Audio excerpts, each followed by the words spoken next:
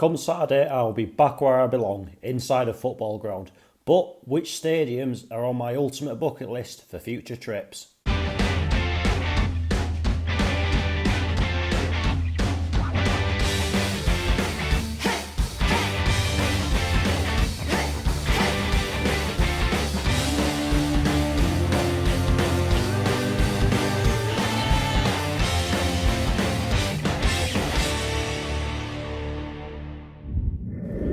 Yes, it's that time of year again.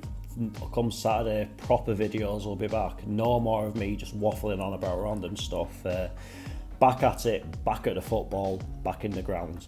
But in this video, to maybe whet the appetite somewhat ahead of the 2023-24 season, I'm going to have a little bit of a chat about what are my ultimate grounds on my bucket list. This is going to be a top 10 video, and in at number 10 we are making it would be a trip over the Channel into France and to the Stade Velodrome, the home of Olympique Marseille. Now this ground just looks an absolute beauty.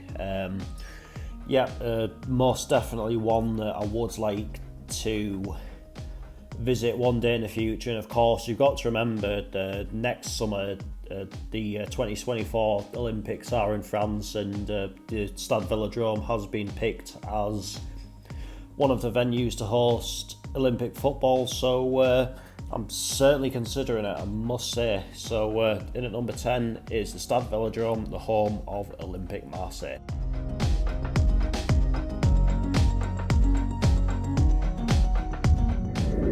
And at number 9, going from our neighbours to the south to our neighbours to the north, it is Somerset Park, the home of Ayr United. Now, this is a really old school ground, like the sort of which is sadly these days becoming a bit of a dying breed within UK football, but definitely still the case at Ayr United. And there's some absolutely brilliant grounds in Scotland, some breathtaking scenery, like some real old school places, just some all around really good setups, and this certainly fits the bill. I've heard good things. It is just absolutely definitely one that I want to get to one day. So at number 9, Somerset Park, the home of Ayr United, of course, in Scotland.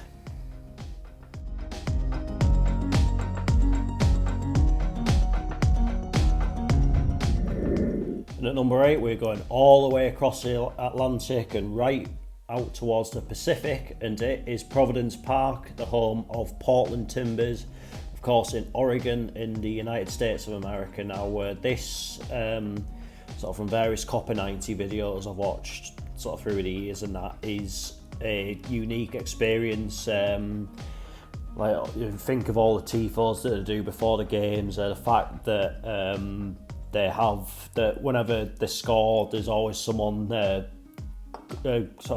gets down off a pole and chainsaws a bit of a log, a bit of wood off of a log, then gives that bit of log to the scorer at the end of the game. It is certainly a different take on things, and you might be watching this and thinking, oh, that is just like such an MLS thing, but you know what, I think as I maybe said when I went to Orlando City back in August, Americans are determined to do things their own way, and good luck to them on it. And I'm certainly one of those that would like to experience more stadiums in America, but I think the one that does top the bill is most definitely Portland Timbers. It'd be great if we could go there when they play against Seattle Sounders, but if not, is just for the experience, of course.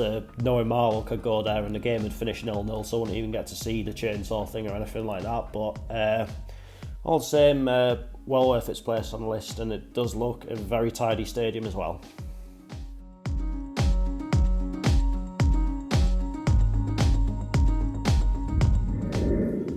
And in at number 7, we're heading down to Portugal and to the Estadio Municipal de Braga, the home, of course, of SC Braga. This stadium, I believe, was one of the host stadiums of Euro 2004, and of course the thing that makes this ground pretty special is the fact that it is played pretty much underneath a rock. Like it's surrounded by it's surrounded by rocks. Like I think it's only that and Kefin Druids are the only two stadiums like that in Europe. And of course I have been to Kefin Druids a few years ago before I had my channel.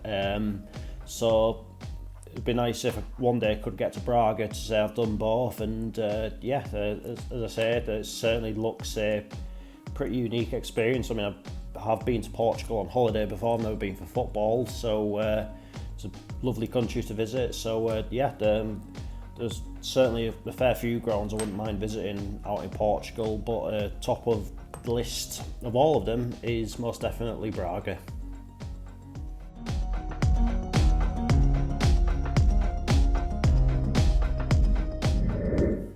So at number 6 we are heading over to Germany and to the capital Berlin and to the Olympiastadion, of course the home of Hertha Berlin and the stadium that will host next year's Euro 2024 final, the stadium that hosted the 2006 World Cup final, and perhaps most famously in sports, and it was not even a football event, was where of course Jesse Owens won the gold medal in front of Hitler. And it's those sorts of reasons why I want to go. Like I really am quite into sports history and things like that, so I just think it'd just be such a unique place to visit. I think it'd be a very humbling place to visit, and and everyone that I've spoken to that has been there to see a game said that they did genuinely enjoy it. So it is most definitely on a to-do list at some point, hopefully at some point in the next year, whether that be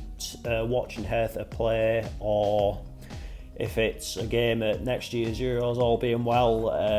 I'm definitely going to get around to it someday, so a pretty natural choice for this list, I'd say.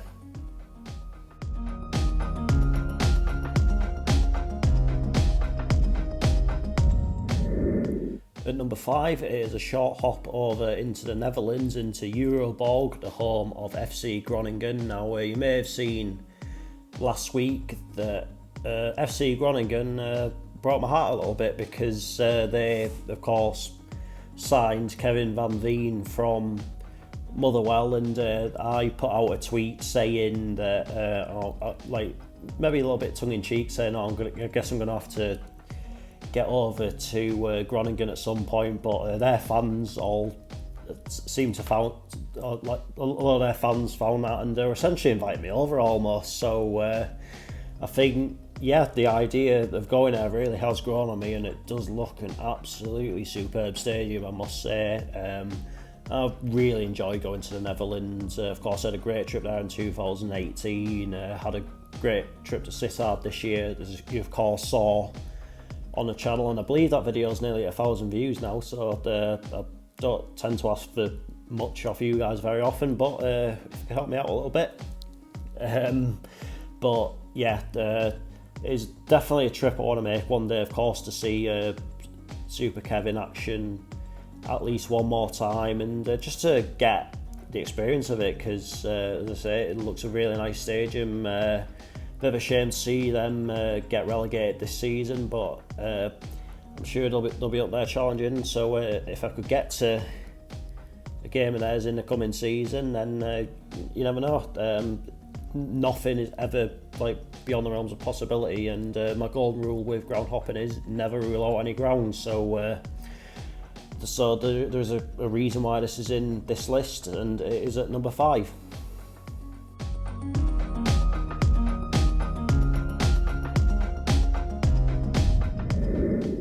At number 4, this year we're off to sunny Spain, and it is the Mestalla, the home of Valencia. Now, if this ground isn't on your bucket list, then you're maybe doing something wrong. It's a bit of a no-brainer for me. Most definitely the number one that I do want to visit in Spain. I'd love to go to Valencia as a city, and especially to visit this pretty epic looking stadium. It is, yeah, as I said, it's got a pretty epic look to it. From what I've heard, the atmosphere there is pretty amazing. So yeah, most definitely would love to go to the Mestalla one day.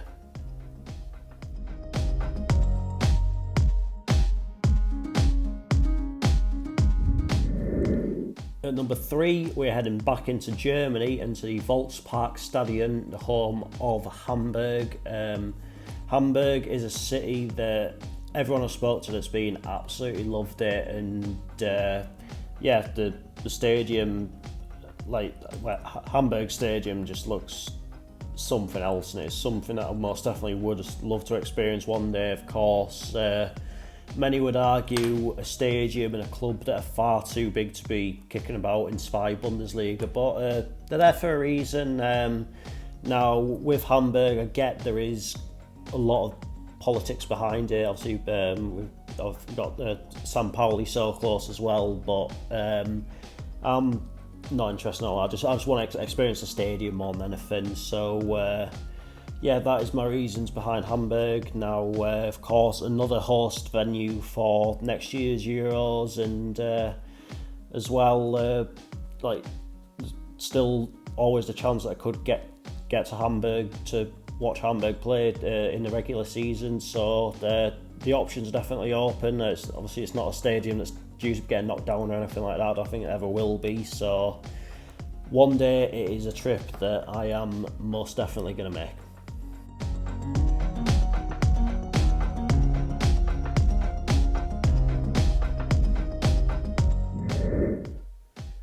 At number 2, we're heading to Argentina and to the La Bombonera, the home of Boca Juniors. Now, this would be number 1, but I'll explain in about a minute or so why it is only at number 2 and what has beaten it to number 1 in this particular video. But this just looks wild. I'd love to go, especially for a game against River Plate, but I think regardless when you go, it's just I think it is one of those once in a lifetime kind of experiences. So I'd love to do it one day, just to experience that whole camaraderie of being at a game in Argentina. Like the South American fans, it just looks like a 90-minute long party. The stadium's always bouncing. Like all the displays or whatever, people climbing up on fences. It's just something that I'd really love to experience one day, and I think the Boca Juniors are the team and the stadium that stands out with that.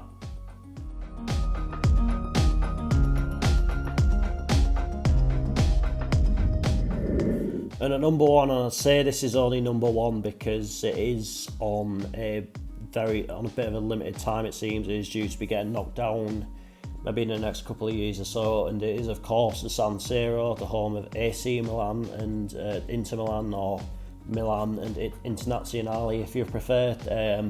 Now, this is something that I am going to look to do this season, just to say that I've done it. I mean, for all we know, I might get there and I might think it's an absolute dump, but at least I'd know that's what I think. And I wouldn't have to spend the rest of my life wondering what I was ever going to think of it.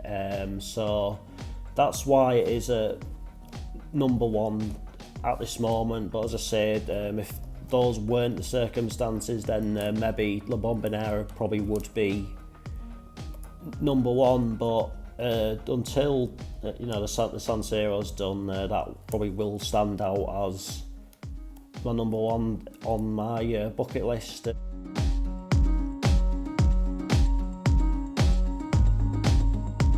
And that is that for this particular video, and I'll be back on Saturday, and finally it's back to the matches. It is Pollock versus Bonnyrigg Rose to kick off the 2023 to 2024 season.